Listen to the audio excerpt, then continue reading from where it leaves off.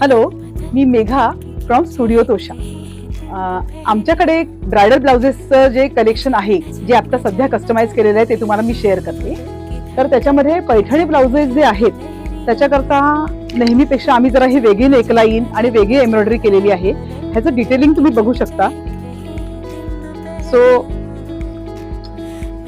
त्याच्यानंतर हे जे वर्क केलेलं आहे, हे सुद्धा रेशीम आणि बाकी डिटेलिंग त्याच्यात तुम्ही बघू शकाल की फारच सुंदर झालेलं आहे हे.